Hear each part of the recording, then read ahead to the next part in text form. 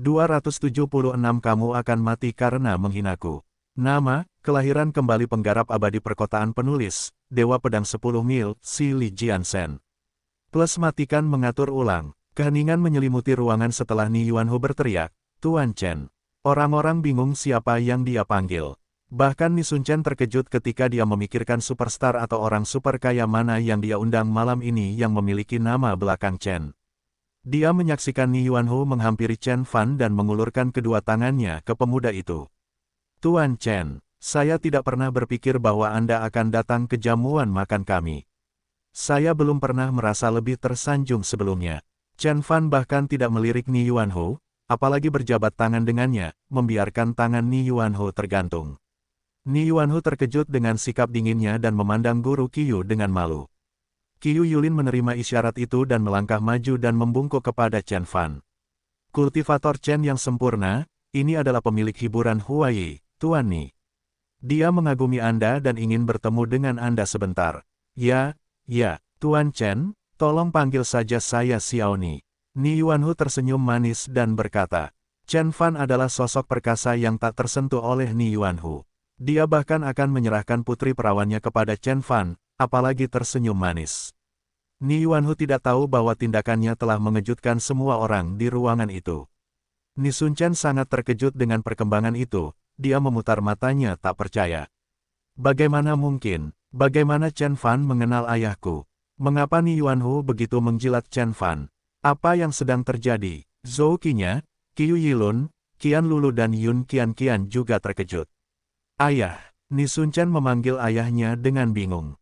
Saat ini, Ni Yuanhu akhirnya mengingat putranya, jadi dia menarik Ni Sun Chen ke arahnya dan berkata, Tuan Chen, ini putra saya Ni Sun Chen. Sun Zhen, ini adalah pemilik baru grup keuangan Zeng, dan miliarder baru dari Hong Kong, Tuan Chen Beixuan. Anda bisa memanggilnya Paman Chen.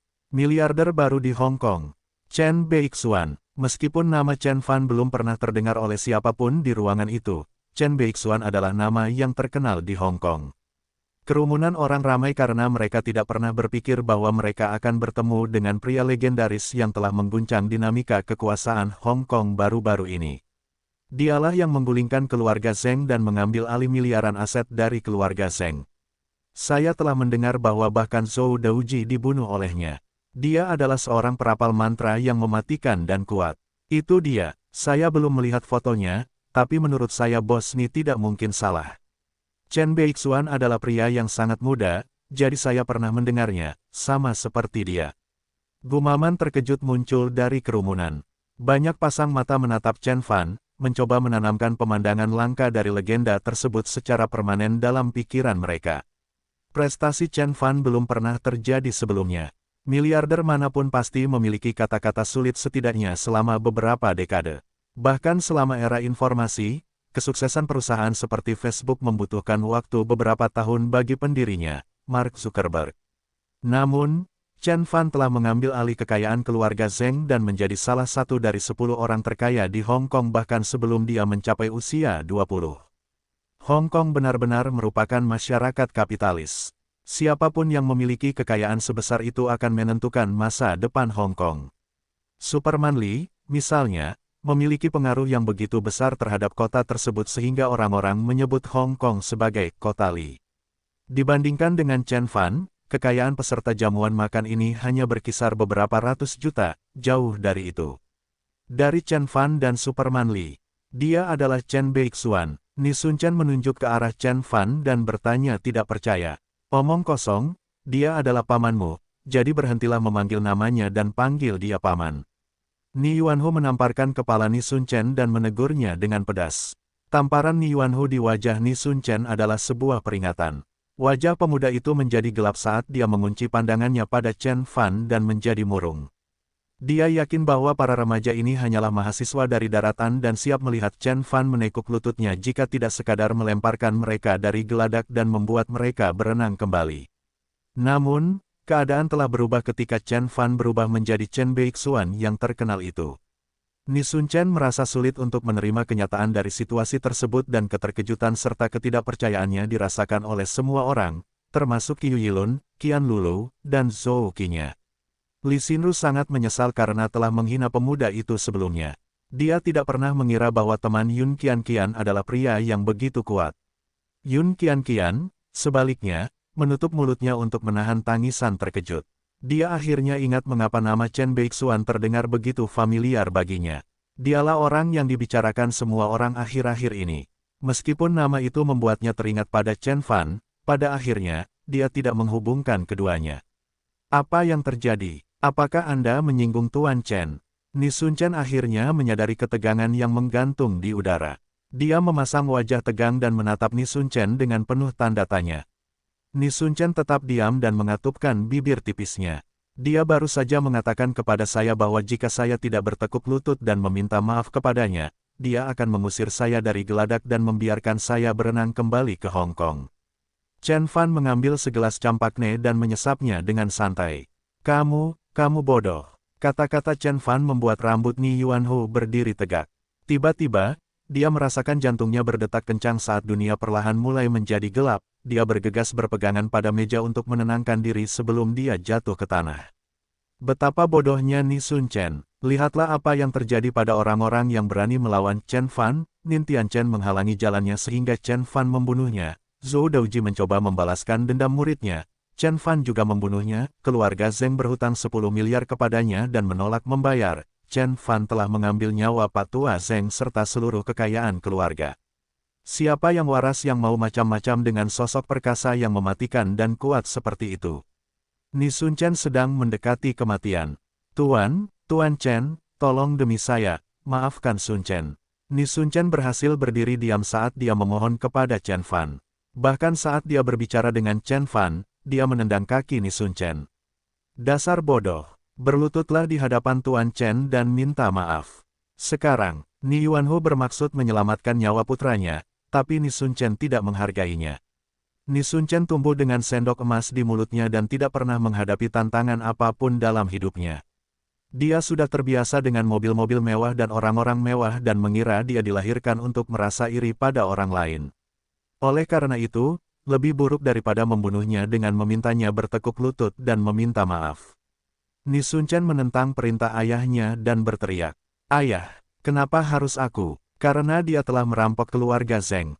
Lalu kenapa? Bisnis keluarga Zheng tidak ada hubungannya dengan Huai Entertainment. Kerugian apa yang mungkin dia lakukan terhadap kita? Aku tidak akan meminta maaf kepada bajingan ini." Petik 2. Kamu. Ni Yuanho menuding putranya yang bodoh dan merasakan jantungnya akan meledak keluar dari dadanya. Melihat situasinya tidak bisa diselamatkan, Ni Sun Chen berbalik dan menatap Chen Fan dengan tatapan menghina. Chen Beixuan, aku tidak tahu siapa kamu sebelumnya, jadi aku telah menyinggung perasaanmu. Tetapi kamu juga telah menyakiti temanku, dan mengambil cewekku dariku. Kita jujur, bagaimana dengan itu? Ni Sun Chen menganggap kata-katanya cukup masuk akal. Huai Entertainment adalah salah satu perusahaan hiburan terbesar di Tiongkok. Meskipun ada perusahaan lain yang lebih berpengaruh di luar sana, jika mereka tidak bertemu dalam usaha bisnis, mereka tidak akan menimbulkan banyak ancaman bagi keluarga Ni. Sebagai kekuatan yang mendominasi industri ini, keluarga Ni memiliki akar yang kuat di sektor-sektor utama bisnis ini. Merupakan tindakan bunuh diri jika bisnis luar memasuki wilayah mereka. Persaingan timpang antara Sony dan Columbia adalah contoh yang baik. Namun, Ni Sun Chen tidak tahu siapa yang dia lawan. Persegi. Chen Fan tersenyum setengah pada pemuda itu dan berkata dengan tenang, "Saya telah mengatakan bahwa jika saya mendengar satu kata lagi dari Anda, saya akan mengakhiri hidup Anda. Apakah menurut Anda saya bercanda? Bukan hal yang aneh jika terjadi kecelakaan saat orang-orang berada di laut lepas dan Ni Sun Chen mengetahuinya. Oleh karena itu, Ni Sun Chen memiliki ide licik untuk melemparkan mereka dari geladak dan menyaksikan mereka berjuang seperti mainan." Ketidaktahuannya terhadap kehidupan manusia telah membuat marah Chen Fan, dan dia tidak mau melepaskan diri begitu saja. "Kamu benar-benar akan membunuhku." Ni Sun Chen hampir menertawakan gagasan itu. Dia adalah pewaris Huai Entertainment, seorang pria berpengaruh di industri hiburan. Siapa yang waras yang akan membunuhnya di siang hari bolong saat dia dikelilingi oleh teman-temannya? Meskipun dia telah mendengar rumor tentang Chen Fan yang membunuh orang-orang di keluarga Zheng, dia tidak percaya sedetik pun bahwa itu nyata. Sedikit yang dia tahu, Begitu Chen Fan menyebutkan pembunuhan pemuda itu, wajah Ni Yuanhu tiba-tiba menjadi gelap dan hendak memohon nyawa putranya. Tidak ada yang bisa menghentikanku di sini jika aku ingin membunuhmu. Chen Fan tersenyum dan menggelengkan kepalanya. Cahaya berwarna biru muncul di matanya. Oh, benarkah? Lakukanlah kalau begitu. Aku tahu kamu tidak akan berani. Bahkan saat Ni Sun Chen tersenyum puas, kata-kata terakhirnya membeku di mulutnya dan senyumannya berubah menjadi kaku. Kekuatan hidup Ni Sun Chen diambil darinya, mengubahnya menjadi patung berdiri tak bernyawa. Sun Chen, apa yang terjadi padamu? Ni Yuanhu panik dan bergegas memegangi tubuh kaku putranya. Dia menjabat lengan putranya tetapi tidak mendapat balasan. Bos Ni, anakmu sudah mati, kata Qiu Yulin dengan suara berat. Dia tahu bahwa kekuatan hidup Ni Sun Chen kosong, jantungnya berhenti berdetak, dia hampir mati. Namun, dia tidak tahu bagaimana Chen Fan melakukan itu. Jika dia telah merapal mantra untuk membunuh pemuda itu, mengapa dia tidak menggunakan isyarat tangan atau mantra apapun? Willpower Array? Itu Willpower Array, seru Qiu Yulin. Mungkinkah dia sudah mencapai tingkat pengekangan dewa? Saat ini Ni Yuanhu akhirnya menyadari bahwa dia pasti telah kehilangan Ni Sun Chen. Wajahnya sepucat kertas saat dia berdiri diam di tengah ruangan. Penonton lainnya merasakan hawa dingin merambat di punggung mereka. Ni Sun Chen sudah mati. Pewaris muda Huayi Entertainment, Ni Sun Chen telah meninggal. 1 menit yang lalu, dia sedang mabuk. 1 menit kemudian, dia sudah mati. Tidak ada yang pernah melihat bagaimana dia meninggal.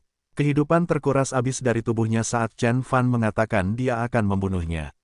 Apakah Chen Fan melakukan itu padanya? Perkembangan tersebut mengingatkan semua orang akan rumor tentang apa yang terjadi pada keluarga Zheng. Rumor mengatakan bahwa Chen Fan adalah perapal mantra mematikan dengan temperamen panas. Nin Tianchen, Zhou Daoji, dan Pak Tua Zheng semuanya dibunuh olehnya. Tidak ada yang percaya rumor itu, tapi sekarang mereka percaya. Itulah satu-satunya penjelasan atas kematian mendadak Ni Sun Chen. Semua orang memandang ke pemuda yang acuh tak acuh itu, lalu mereka dengan cepat menundukkan kepala untuk menghindari kontak mata. Kekuasaannya melampaui orang kaya dan berkuasa. Dia bisa mendikte hidup dan mati seseorang seperti halnya kaisar yang ditakuti di zaman kuno yang bisa membunuh seseorang dengan satu kata. Kamu bahkan tidak seharusnya menyinggung seorang Grandmaster, apalagi aku. Chen Fan mengaitkan tangannya ke belakang punggung dan berkata perlahan dengan ekspresi tabah. Keheningan mematikan tiba-tiba menyelimuti ruangan karena tidak ada yang berani mengucapkan sepatah kata pun.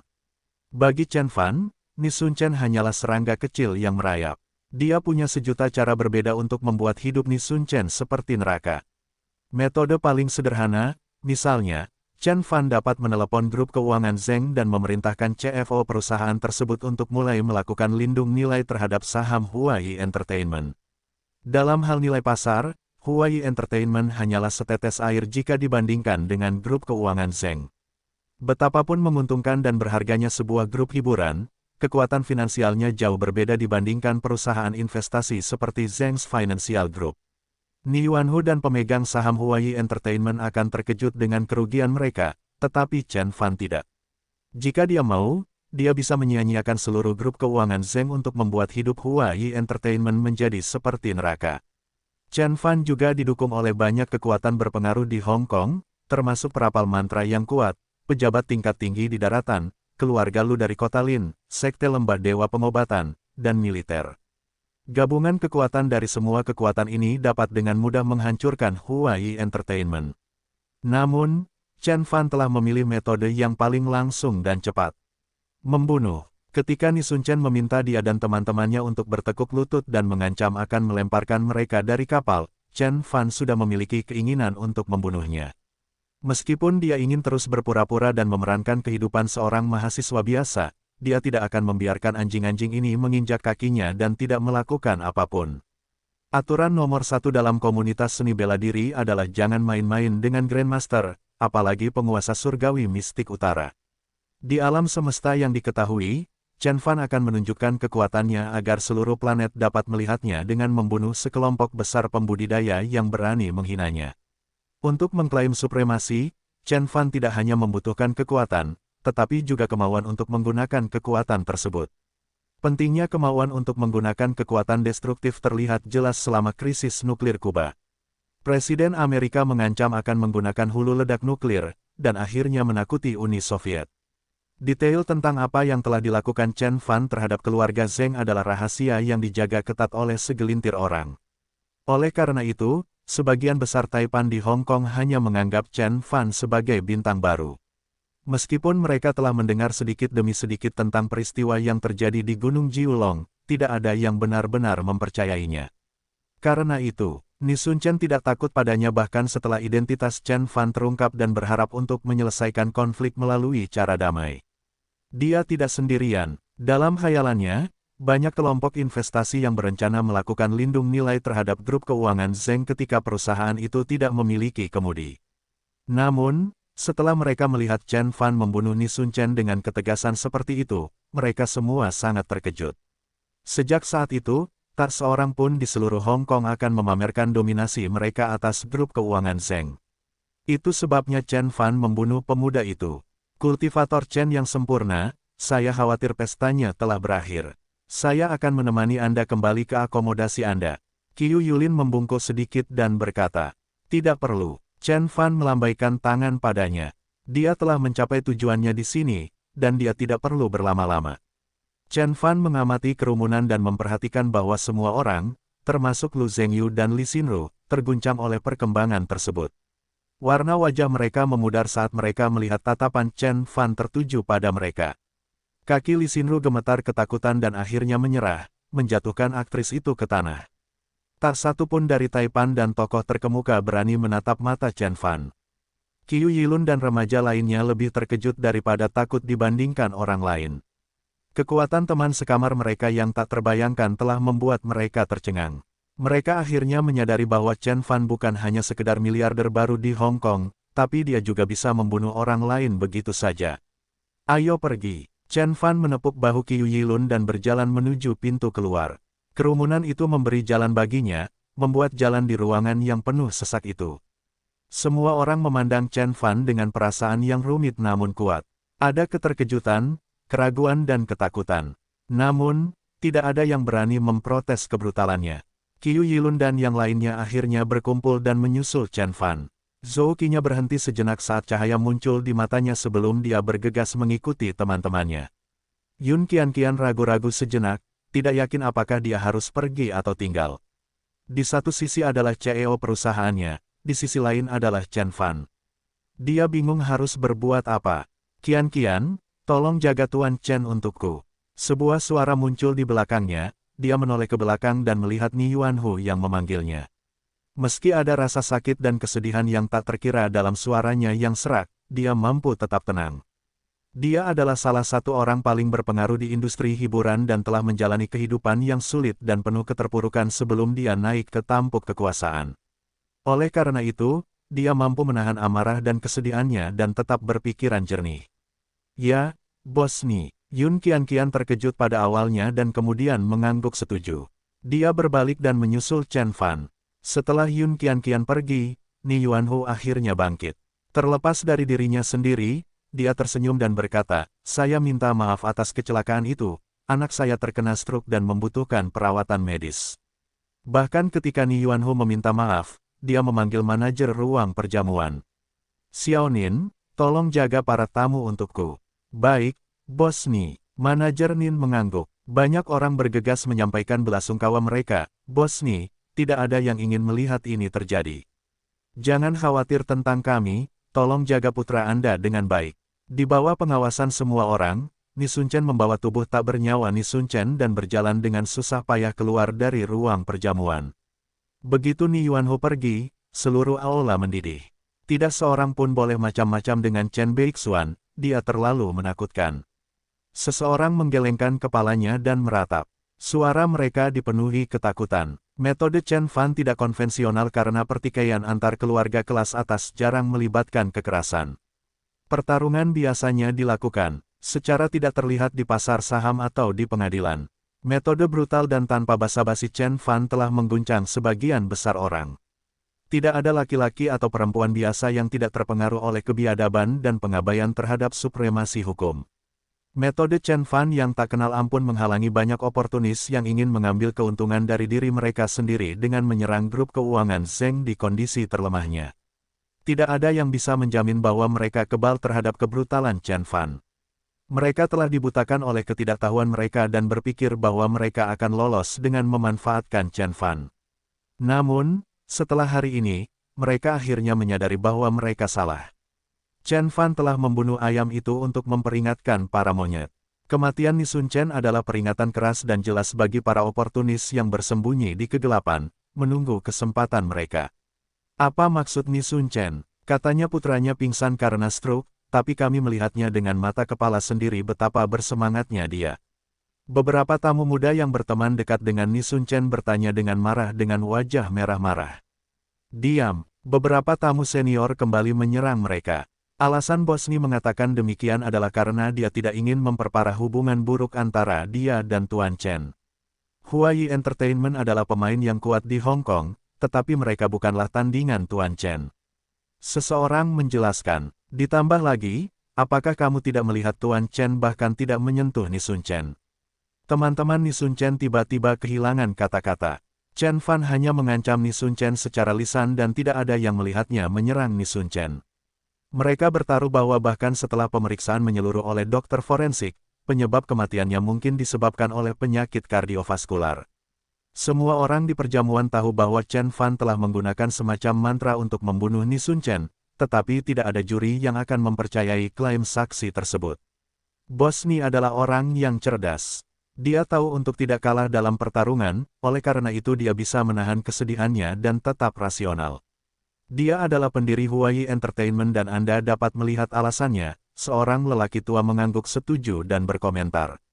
Sementara itu, beberapa tamu lain mencibir dalam hati dan bergumam, nafsu makan Tuan Ni Yuanhu terhadap gadis-gadis muda sangat terkenal di industri ini, dan dia telah tidur dengan hampir semua aktris yang ingin memulai karir mereka. Oleh karena itu, dia telah menjadi ayah dari beberapa putra dan putri haram. Dia mungkin tidak akan meratapi kematian seorang anak laki-laki seburuk yang dipikirkan semua orang. Ditambah lagi, jika Ni Sun Chen tidak meniru ayahnya, dia tidak akan menjadi pecundang. Meski orang tersebut berbicara pelan, namun ucapan kasarnya terdengar oleh banyak tamu di sekitarnya. Meski komentarnya tidak pantas, banyak orang yang setuju dengannya. Mustahil bagi seorang taipan industri hiburan seperti Ni Yuanhu untuk tetap setia pada pernikahan.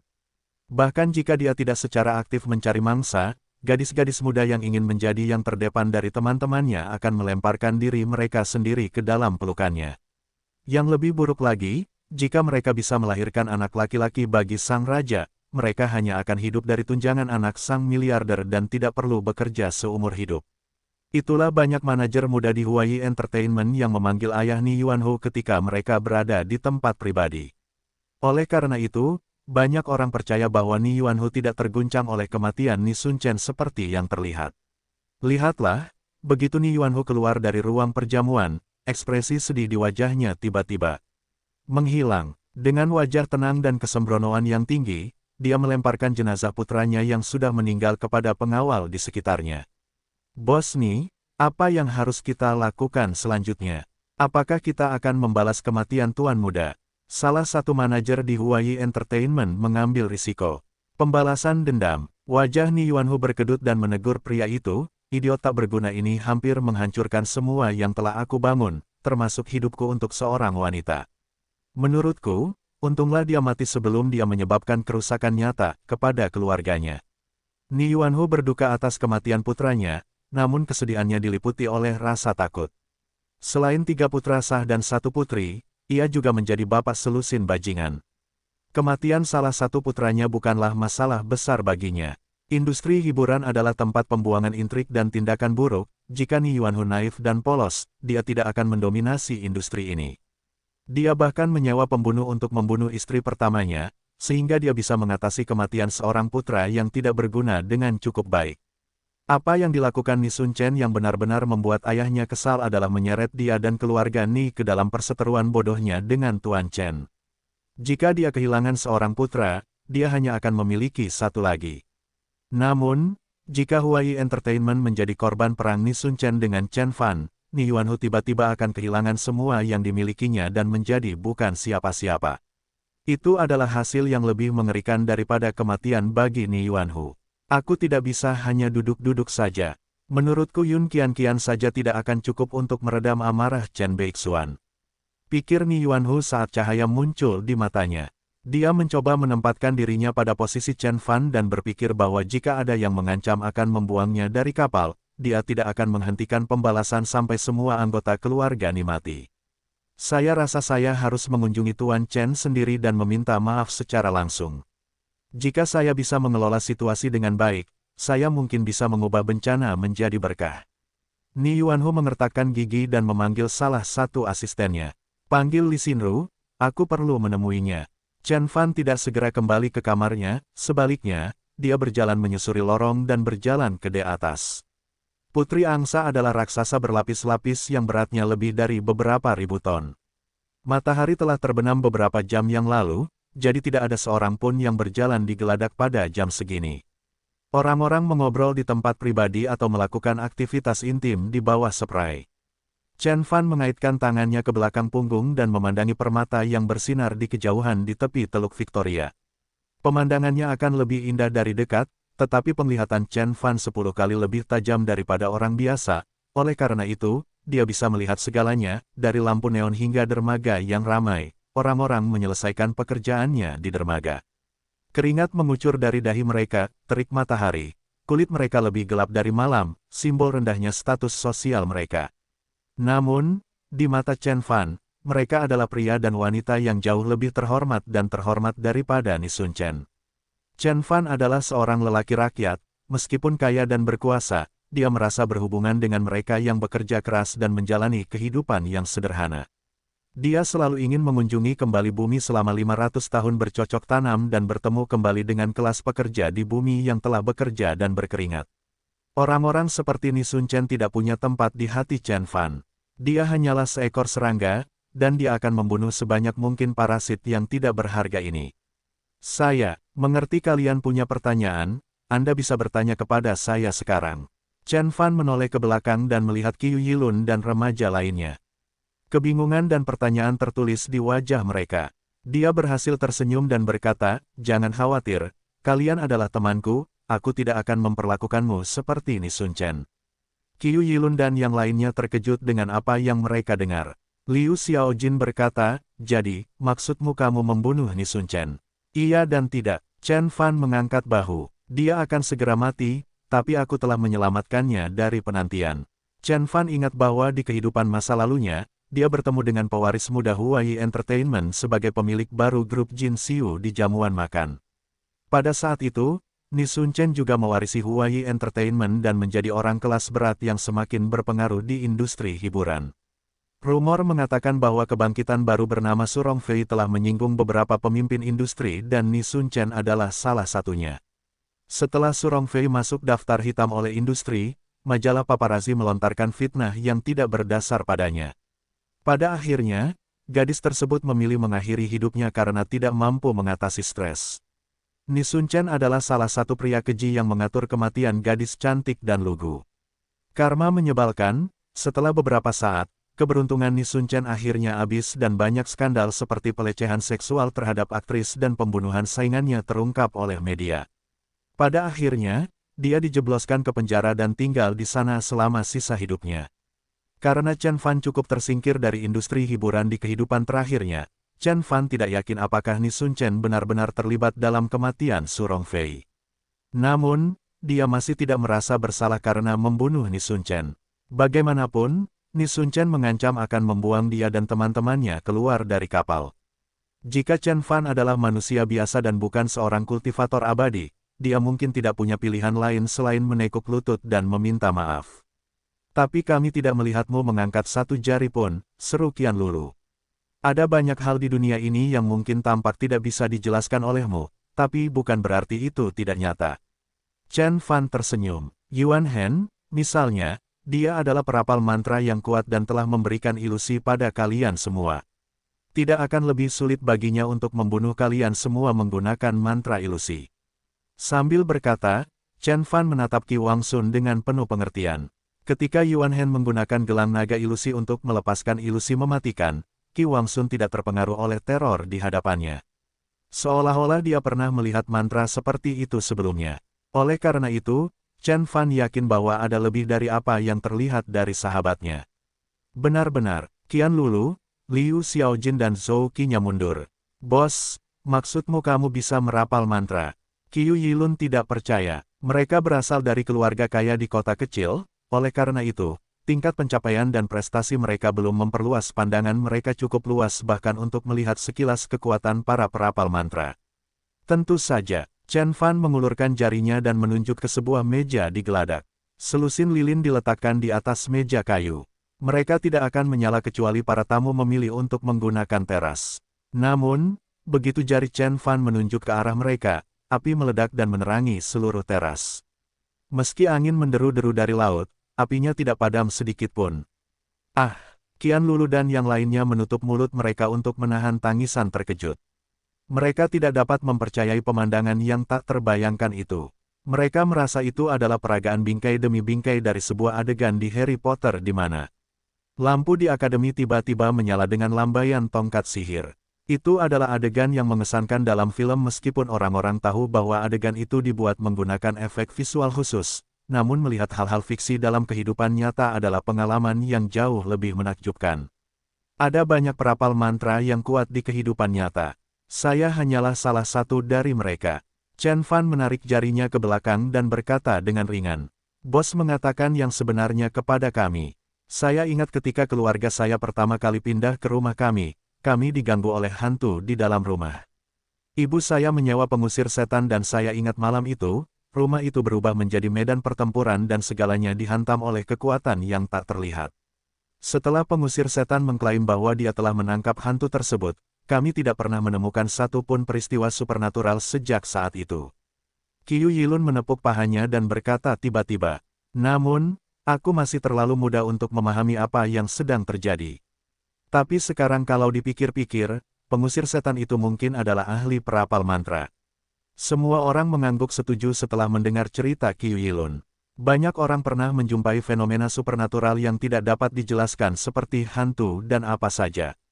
Meski para remaja sudah sering mendengar cerita tentang unsur supranatural, namun mereka tidak pernah mempercayainya karena tidak ada satupun dari mereka yang pernah bertemu dengan kekuatan supernatural secara langsung. Begitu, jadi kamu adalah salah satu dari master yang memiliki kekuatan Dharma. Mengapa mereka memanggilmu Chen Beixuan, bukan Chen Fan? Dan mengapa mereka mengatakan bahwa kamu adalah miliarder baru yang sedang naik daun di kota? Qiu Yilun bertanya dengan bingung. Pertanyaannya menarik minat semua orang dan mereka semua memandang Chen Fan dengan penuh harap. Kemampuan Chen Fan dalam merapal mantra terlalu jauh untuk mereka pedulikan, namun hal itu tidak berlaku untuk kekayaan Chen Fan. Keluarga Zheng adalah salah satu dari 10 keluarga teratas di Hong Kong. Mereka memiliki kekayaan yang tak terbayangkan. Bahkan kekayaan keluarga-keluarga Zheng dan keluarga Chen tidak bisa dibandingkan dengan Qiu Yilun dan Zhou Qinya. Satu-satunya orang di seluruh provinsi Jiangnan yang bisa menantang keluarga Zheng mungkin adalah Zhang Donghai, orang terkaya di provinsi tersebut. Namun, pemain sekuat Hong Kong dihancurkan oleh seorang pemuda. Itu belum pernah terjadi sebelumnya. Keluarga Zheng berhutang uang padaku. Aku mengambilnya kembali. Chen Fan mengangkat bahunya dan berkata, mengenai namanya, Anda pasti pernah mendengar nama ketiga yang mereka gunakan untuk saya. Chen Fan berhenti sejenak saat seringai muncul di wajahnya. Mereka memanggilku Tuan Chen. Tuan Chen. Semua orang terkejut. Akhirnya, Zhou Qinya teringat sesuatu dan kemudian dalam keterkejutannya, dia menunjuk ke arah Chen Fan dan berseru, jadi, kamu adalah Tuan Chen yang dibicarakan semua orang. Seruan Zhou Qinya adalah peringatan bagi semua orang. Mereka memandang Chen Fan dengan tidak percaya dan kaget. Kejatuhan keluarga Zheng terjadi belum lama ini, jadi semua orang ingat guru Chen yang menggulingkan keluarga perkasa. Akhirnya, teman-teman Chen Fan mulai menghubungkan titik-titik tersebut. Tidak heran, sekarang sangat masuk akal. Qiu Yilun bertepuk tangan dengan penuh semangat. Kamu adalah Tuan Chen dari Jiangbei. Itu menjelaskan kemampuanmu dalam merapal mantra. Kamu adalah anggota kunci keluarga Chen, dan itulah sebabnya Chen Su sangat takut padamu. Kamu tidak pulang ke rumah setelah jamuan makan Seng Ronghua, kamu harus telah langsung pergi ke rumah Seng Ronghua. Itu juga menjelaskan mengapa Anda membeli pernak-pernik tak berguna itu seharga 30 juta. Itu bukan pernak-pernik, itu artefak Dharma. Chen Fan mengoreksinya. Labu berkulit kuning adalah harta karun Dharma pengubah dimensi. Nilainya lebih dari 30 miliar, apalagi 30 juta. Baiklah, itu adalah artefak Dharma yang tidak berguna. Qiu Yilun tersenyum nakal. Zhou Qinya akhirnya sadar. Jika Chen Fan benar-benar Tuan Chen dari Jiangbei, itu akan menjelaskan mengapa Tuan Ketujuh Huang akan menjadi sopirnya. Pengungkapan itu membuatnya takut ketika dia menjadi semakin takut pada Chen Fan. Dia termasuk dalam kelas elit kota Jin, oleh karena itu, dia telah mendengar banyak tentang kekuatan Guru Chen. Tuan Chen tidak hanya mendominasi Jiangbei, tetapi bahkan Tang Yuanqin pun harus mematuhi perintahnya. Keluarga Seng adalah satu-satunya keluarga yang berani menyinggung perasaannya dan seluruh keluarga dibunuh secara brutal. Banyak anggota keluarga Seng meninggal karena sebab yang tidak dapat dijelaskan, nasib mereka sangat mirip dengan Ni Sun Chen. Kemudian dia memikirkan tentang apa yang terjadi pada keluarga Zeng, kematian Pak Tua Zeng dan wajah keriput Zeng Anqi. Tiba-tiba, Zhou Qinya merasakan hawa dingin di punggungnya. Pemuda yang tampak biasa dan tidak berbahaya itu adalah seorang pembunuh mematikan yang telah menginjak-injak keluarga Seng. Kemudian, Zhou Qinya merasakan sedikit kegembiraan bercampur ketakutannya. Sungguh menyenangkan bertemu seseorang dengan kekuatan besar. Dia memuja pria kuat dan dari semua pria yang dia temui, siapa yang lebih kuat dari Chen Fan? Saat aku tiba di rumah hari itu, ibuku mengalami kecelakaan mobil. Kata Chen Fan, lalu dia terdiam. Semua orang memandangnya dengan simpatik setelah mengetahui apa yang dia maksud di antara kata-katanya. Mereka menyesalkan kejamnya pertikaian antar keluarga besar. Keluarga Seng telah membawa kehancuran pada dirinya sendiri. Jika mereka tidak membuat marah Chen Fan dengan mencoba membunuh ibunya, mereka mungkin masih hidup. Qi Wangsun berdiri dengan tenang dan mendengarkan penjelasan Chen Fan. Dia tahu Chen Fan telah menghilangkan banyak detail. Chen Fan berterus terang tentang identitas keduanya sebagai Master Chen dari Jinan Bei, tetapi dia tidak pernah menjelaskan hubungannya dengan nama ketiga, Chen Beixuan, dan mengapa nama itu menimbulkan begitu banyak ketakutan pada Ni Yuanhu. Pasti ada rahasia di balik perpindahan tangan grup keuangan Zeng. Qi Wangsun juga ingat bahwa Zhou Qinya mengatakan Shen Junwen sedang pacaran dengan Fang Qiong, pacar Chen Fan. Dia bertaruh bahwa persaingan cinta antara Chen Fan dan Shen Junwen mungkin juga berkontribusi pada jatuhnya keluarga Seng. Meskipun demikian, Qi Wangsun menyimpan pikirannya untuk dirinya sendiri. Qi Wangsun tergerak oleh persahabatan Chen Fan meskipun pemuda itu memiliki kekuatan dan status sosial yang luar biasa. Dia telah bertemu dengan beberapa teman ayahnya, dan tidak satupun dari mereka yang bisa merendahkan diri untuk berteman dengan orang biasa seperti yang dilakukan Chen Fan. Bos, mulai sekarang, Anda adalah seorang miliarder. Anggota daftar orang terkaya Forbes. Anda akan menjadi pria paling populer di sekolah kami. Apakah Anda siap menerima semua bunga dan perhatian? Tanya Qiu Yilun. Kata-katanya terdengar pahit dan cemburu. Meskipun keluarganya memiliki lebih dari beberapa ratus juta aset, aset tersebut adalah milik ayahnya dan tidak akan menjadi miliknya selama beberapa dekade berikutnya. Namun, setiap sen dari kekayaan luar biasa Chen Fan adalah miliknya. Qiu Yilun kemudian berdiri dengan tenang dan dia diapit oleh Yun Qianqian yang sama pendiamnya yang matanya dipenuhi kekaguman. Prestasi Chen Fan yang begitu hebat hingga menakutkan di mata teman-temannya. Gadis mana yang tidak menyukai pria sukses dan berkuasa? Pesta di Geladak berakhir dengan sangat cepat. Setelah seharian penuh cobaan, Qiu Yilun tidak berminat untuk makan. Karena kelelahan, dia hanya ingin kembali ke tempat tidurnya dan tertidur. Ada ratusan kamar di Swan Princess dan masing-masing dilengkapi perabotan sesuai standar hotel bintang 4. Chen Fan berbaring di tempat tidurnya dan sedang membaca buku berjudul Biografi Pendekar Pedang Ksatria Sushan. Chen Fan telah mengalami semua yang ditawarkan alam semesta selama 500 tahun berkultivasi, dan oleh karena itu, tidak ada lagi yang dapat menarik minatnya. Satu-satunya hiburannya adalah membaca. Dia mendapati dirinya terungkap dalam fiksi dan legenda ketika imajinasi manusia tidak pernah berhenti membuatnya takjub. Tiba-tiba, bel pintu berbunyi. Masuk, Chen Fan menjawab tanpa menoleh. Kehendak ilahinya telah mendeteksi kehadiran seorang pria parubaya yang megah dan kehadiran seorang wanita muda dan pengap. Tuan Chen, Ni Yuanho mendorong pintu hingga terbuka dan tersenyum, tidak terlihat seperti baru saja kehilangan seorang putra. Sebaliknya, Li Xinru yang berdiri di belakangnya masih terguncang dengan kejadian yang terjadi tadi. Pria di dalam ruangan itu telah membunuh pewaris muda Huai Entertainment hanya dengan mengucapkan ancaman. Jika bukan karena ancaman dan dorongan terus-menerus dari Ni Yuanho, dia tidak akan pernah mendekati Chen Fan lagi. Apa yang bisa saya lakukan untuk Anda?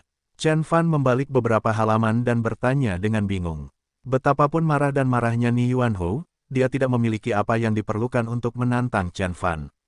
Chen Fan bisa membunuh Ni Yuanho dengan tamparan di wajahnya. Oleh karena itu, dia tidak peduli dengan apa yang membawa Ni Yuanho ke sini. Ni Yuanho mendekat dan membungkuk. Tuan Chen, saya di sini untuk meminta maaf atas apa yang terjadi hari ini. Dia tampaknya tidak keberatan dengan kenyataan bahwa Chen Fan telah membunuh putranya, dan meminta maaf kepada Chen Fan dengan sangat tulus. Jadi begitu, Chen Fan mengangguk dan kemudian terdiam. Wajah Ni Yuanho sedikit berkedut dan kemudian berkata, saya baru saja mengetahui dari Qian bahwa kalian berdua saling kenal. Saya akui bahwa Qian telah menemui beberapa hambatan dalam kariernya. Jika saya tahu bahwa dia adalah kenalan Anda, saya tidak akan mengeluarkan biaya apapun untuk itu, bantu dia keluar dari kebiasaannya. Api hijau rasa iri muncul dari mata Li Xinru. Baik dia dan Yun Qian adalah aktris papan atas di perusahaan, namun hanya karena Yun Qian mengenal Chen Fan, perusahaan memutuskan untuk menghabiskan seluruh sumber dayanya untuk mempromosikan Yun Qian. Dari suaranya, bosnya akan menjadikan Yun Qian menjadi bintang internasional. Dia tahu apa maksudnya, dia kalah telak dalam persaingan dengan Yun Qian. Pertunjukan akan mengalir ke Yun Qian mulai sekarang, dan akan sulit bagi Li Xinru untuk tidak merasa cemburu. Oh, Chen Fan masih terlihat cuek. Apa arti Yun Qian baginya? Dia tahu bahwa Yun Qian naksir dia, tapi Chen Fan hanya memperlakukannya sebagai orang yang lewat dalam hidupnya. Namun, Chen Fan tidak menyangkal bahwa menurutnya Yun Qian sangat disukai. Dia ingin melihat Yun Qian mendapat manfaat dari hubungan mereka. Melihat reaksi Chen Fan, Ni Yuanho mengertakkan gigi dan maju selangkah. Dia membungkuk begitu dalam hingga kepalanya hampir menyentuh tanah. Tuan Chen, saya ingin tahu apa yang perlu Anda lakukan untuk memaafkan saya dan Huai Entertainment. Menurutmu mengapa aku mengejarmu dan perusahaanmu? Chen Fan terkejut dengan pertanyaan itu. Dia meletakkan buku itu di tangannya dan menyeringai pada Ni Yuanho. Bos Ni, selama kamu menjauh dari teman-teman dan keluargaku, aku akan menjauh dari keluargamu. Aku membunuh putramu karena dia pantas mendapatkannya. Tapi itu tidak berarti aku ingin menyakitimu atau perusahaanmu kecuali kamu berpikir menyakitiku terlebih dahulu. Tentu saja tidak. Ni Yuanho menggelengkan kepalanya dengan kuat. Dia bahkan tidak akan pernah berpikir untuk bermain-main dengan Chen Fan dan menguji kekuatannya yang menakutkan. Lalu kenapa kamu masih di sini? Chen Fan mengambil buku itu dan terus membaca. Ni Yuanho tahu bahwa dia seharusnya tidak melanjutkan malam ini. Butuh lebih dari satu malam untuk mengubah pikiran seseorang yang begitu berkuasa. Sebelum dia pergi, dia mengedipkan mata pada Li Xinru dan kemudian berjalan keluar kamar sendirian. Di dalam ruangan kecil, Chen Fan dan Li Xinru sendirian. Chen Fan bisa mencium aroma samar parfum di tubuh Li Xinru. Jika ingatannya benar, itu adalah Chanel nomor 5. Parfum ini sangat dicari di seluruh dunia dan harganya mencapai $300 AS per ons. Chen Fan telah mencium aroma uniknya berkali-kali di kehidupan masa lalunya ketika dia masih seorang playboy kaya. Namun, ini adalah pertama kalinya dalam hidupnya mencium bau itu. Parfum ini memiliki kepribadian yang kuat yang hanya cocok untuk wanita yang lebih berpengalaman dan dewasa. Gadis remaja biasa manapun tidak akan mampu melakukannya. Tuan Chen, Li Xinru mendengkur. Dia memasang tampang yang bertentangan dengan kepribadiannya yang biasanya melengking dan menggoda. Sebaliknya, dia tampak lemah lembut dan malu-malu, seperti seorang pelayan perempuan pemalu yang baru saja memasuki istana kaisar pada hari pertama bertugas. Apakah kamu Li Xinru? Chen Fan meletakkan buku itu dan memeriksanya dari ujung kepala sampai ujung kaki. Li Xinru merasakan hawa dingin di punggungnya. Pandangan Chen Fan padanya sangat berbeda dibandingkan pria lain. Tatapan laki-laki lain dipenuhi dengan niat cabul dan terfokus pada paha, dada, dan pinggangnya. Namun, Chen Fan memandangnya seolah-olah sedang melihat seorang kenalan lama. Apakah kamu pernah bertemu denganku sebelumnya? Lee Xinru bertanya, lalu dia langsung menyesali pertanyaan konyolnya. Dia adalah seorang bintang film, tentu saja Chen Fan pernah melihatnya di layar perak. Ya, Chen Fan mengangguk. Aku pernah melihatmu berlutut di depan patung Dewa Iblis. Ada seorang lelaki tua yang memakai kalung yang terbuat dari tulang. Ah benar, kamu pasti mendapatkan gelang terkutuk itu dari sana. Nanti kamu memberikan gelang itu kepada Yun Qianqian. Kaki Lee Xinru menyerah dan dia terjatuh ke tanah. Dia berhasil duduk dengan kedua kakinya, menopang berat badannya dengan bantalan telapak tangannya. Ketakutan menguasai tubuhnya, membuatnya gemetar dan giginya bergemeletuk. Bagaimana kamu tahu? Lee Xinru bertanya dengan suara tipis dan tipis. Itu adalah rahasia terdalamnya. Yun Qianqian tidak hanya melampaui dirinya dalam karir aktingnya, tetapi dia juga memikat pacarnya pada saat itu. Karena terpojok, dia mencari metode yang tidak konvensional untuk mendapatkan keunggulan. Salah satu temannya memperkenalkannya kepada seorang guru yang kuat. Dia menantang kuil yang tampak menakutkan itu untuk meminta bantuan. Biksu di kuil memberinya gelang Buddha dan memberitahunya bahwa pemakai gelang itu akan segera kehilangan energi jiwa dan mati karena mengigau. Lihatlah, Yun Qianqian jatuh sakit segera setelah dia mendapatkan gelang itu dan melewatkan banyak kontrak. Namun, Yun Qianqian sepertinya telah kehilangan gelangnya dan sejak saat itu, sikap Yun Qianqian terhadapnya juga berubah 180 derajat. Saya melihat Anda dalam ilusi yang diciptakan oleh gelang Buddha. Jawab Chen Fan. Siapa yang memberimu gelang itu? Siapa biksu di kuil itu? Lee Xinru menundukkan kepalanya dan berkata dengan suara gemetar, saya juga tidak yakin. Salah satu, sahabat saya memperkenalkan mereka kepada saya. Saya ingat dia dipanggil Grandmaster Kelaparan Kuil Tengkorak. Kuil Tengkorak, kelaparan. Chen Fan mengangguk sambil berpikir. Meskipun kutukan yang tertanam dalam manik-manik itu tidak berharga, metode yang digunakannya jauh lebih sah dan profesional daripada mantra Dharma dari Sekte Hantu Yin, atau Sekte Penyihir Hantu. Jelas sekali bahwa itu dilakukan oleh seseorang dari sekte tradisional kuno. Meski begitu, Chen Fan tidak berpikir kuil tengkorak akan menjadi ancaman baginya. Dia menanyakan nama penggunanya hanya karena penasaran. Setelah dia mendapat jawabannya, dia melambaikan tangannya, menyuruh gadis itu meninggalkan ruangan.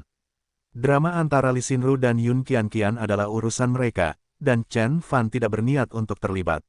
Namun, yang mengejutkannya, percakapan singkat dengan Lee Xinru telah menguatkan gadis itu. Dia berjalan dengan lembut menuju Chen Fan dan berlutut di depan tempat tidur. Kemudian, dia memasang wajah menyedihkan dan berkata dengan suara menangis, Tuan Chen, bolehkah saya tinggal di sini selama 1 malam? Jika Bosni mengetahui bahwa Anda ingin saya pergi sekarang, dia akan membunuh saya.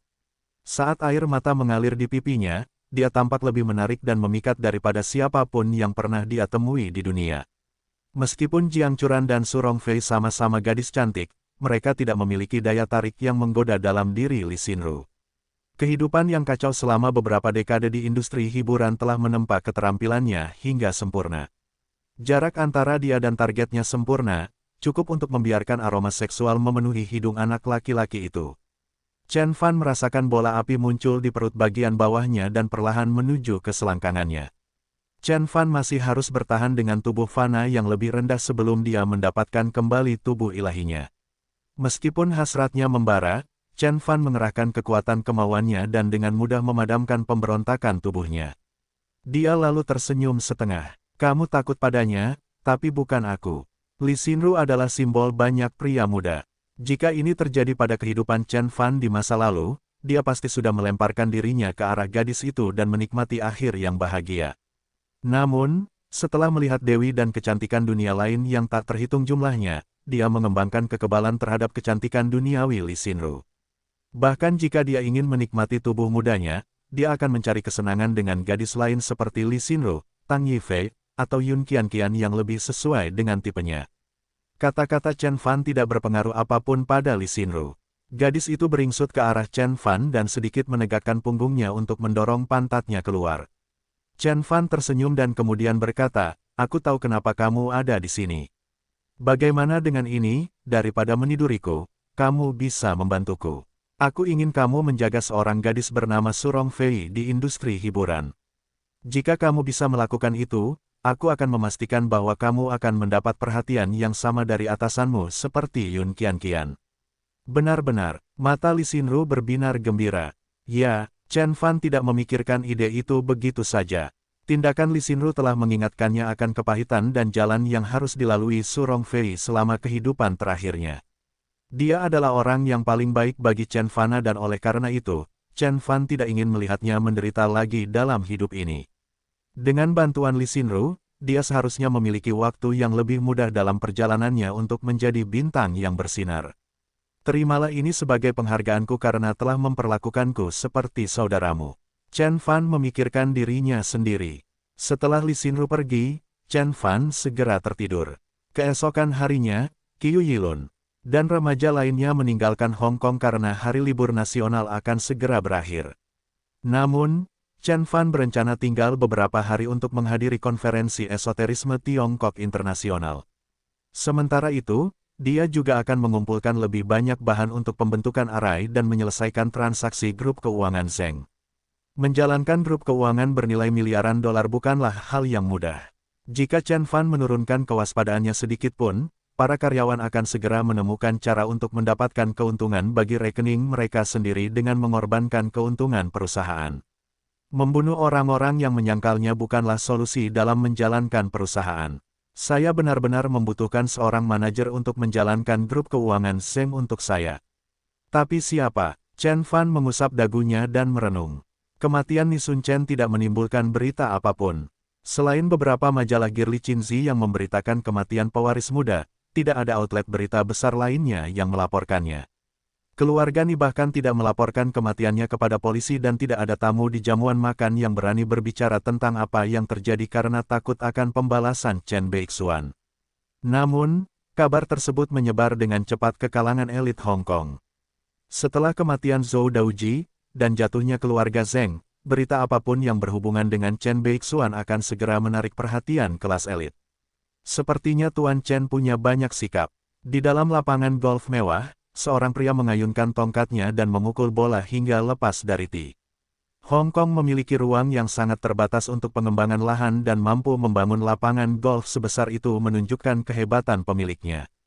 Namun, hanya orang dalam yang tahu bahwa klub golf ini tidak dibuka untuk bisnis, melainkan tempat rekreasi pribadi bagi pewaris kaya untuk menghabiskan waktunya.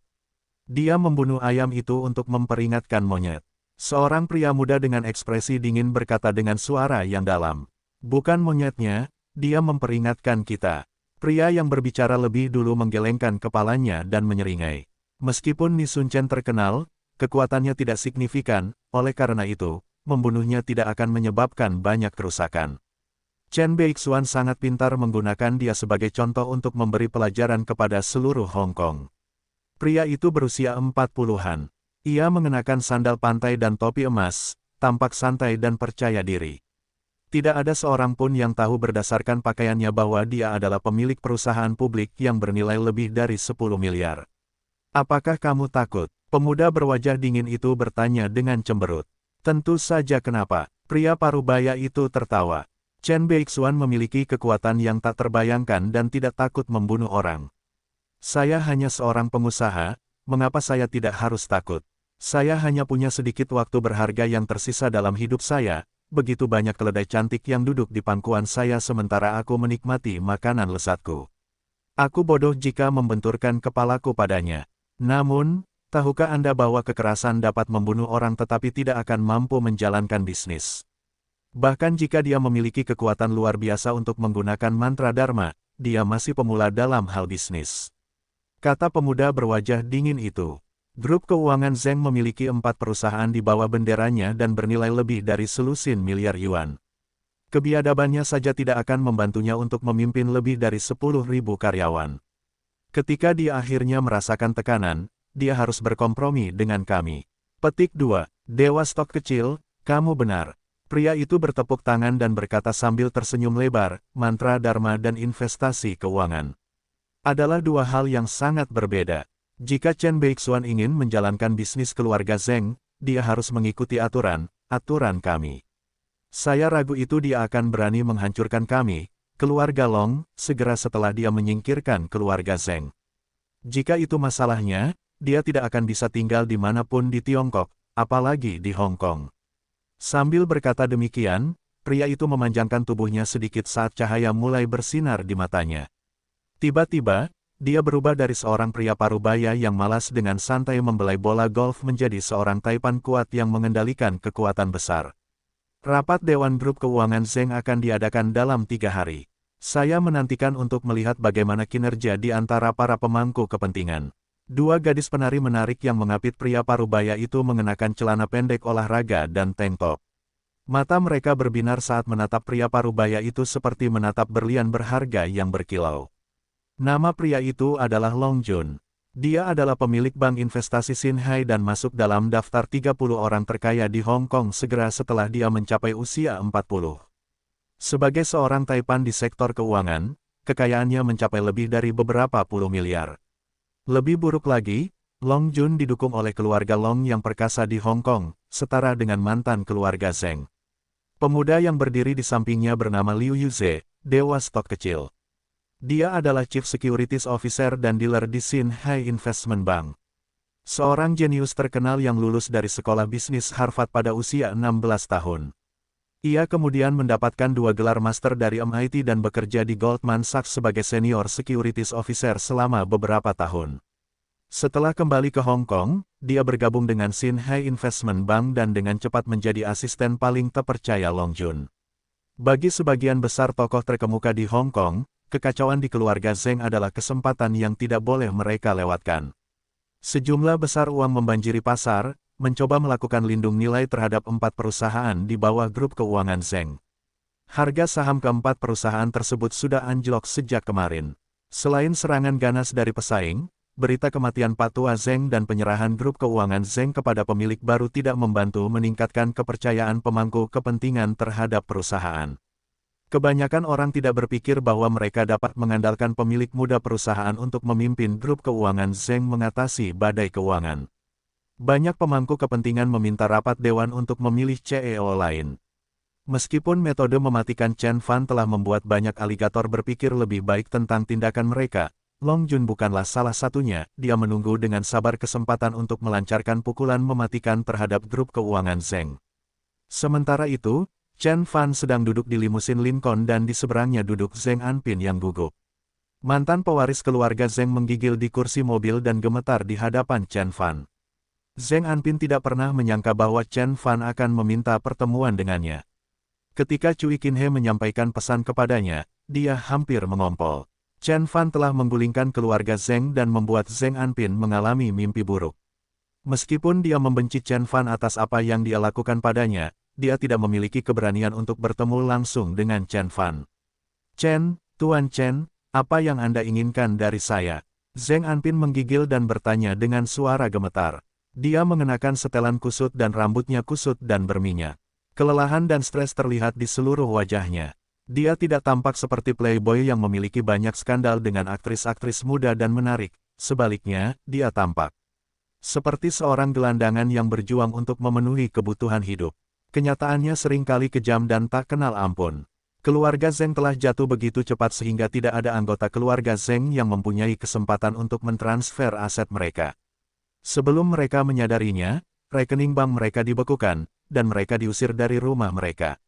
Zeng Anpin beruntung telah memperoleh beberapa properti di kota atas nama majikannya sehingga ia masih memiliki atap di atas kepalanya. Namun, perubahan drastis dalam sikap masyarakat terhadapnya telah berdampak buruk pada pikiran dan jiwanya. Dia bersembunyi di balik jeruji, menggunakan segala jenis racun untuk menghilangkan rasa sakit karena hinaan dan cemoohan orang lain. "Saya membutuhkan seorang manajer," satu dari keluarga Zeng. Chen Fan mengetuk sandaran tangan dengan buku jarinya dan berkata dengan ringan. Grup keuangan Zeng mencakup 4 perusahaan publik dan banyak perusahaan swasta kecil yang tak terhitung jumlahnya. Ada ratusan departemen dan lebih dari puluhan ribu karyawan. Perusahaan sebesar itu tidak bisa diambil alih dengan mudah oleh satu orang saja. Dibutuhkan banyak waktu dan sumber daya bagi pihak luar untuk masuk ke tim perusahaan dan mengkonsolidasikan kekuatannya. Pada saat itu, grup keuangan Zeng harus berkorban di bawah serangan buaya ganas di sektor keuangan. Pengelola, Zeng Anpin terkejut. "Memang benar, saya tidak bisa tinggal di Hong Kong terlalu lama." Grup keuangan Zeng hanyalah tumpukan uang tunai bagi saya, jadi saya tidak ingin menghabiskan terlalu banyak waktu untuk itu. Saya ingin menjualnya dan tunaikan sebelum saya meninggalkan Hong Kong. Kata Chen Fan, bagi kebanyakan orang, membangun perusahaan keuangan seperti Zeng's Financial Group adalah tujuan seumur hidup. Namun, Chen Fan tidak tertarik dan dia tidak punya waktu seumur hidup untuk dihabiskan. Dia hanya menginginkan uang tunai dengan cepat dan oleh karena itu, menjual perusahaan adalah cara yang tepat. Uang tersebut dapat digunakan untuk membangun Green Dragon Grand Array dan mengembangkan pabrik budidaya ramuan roh.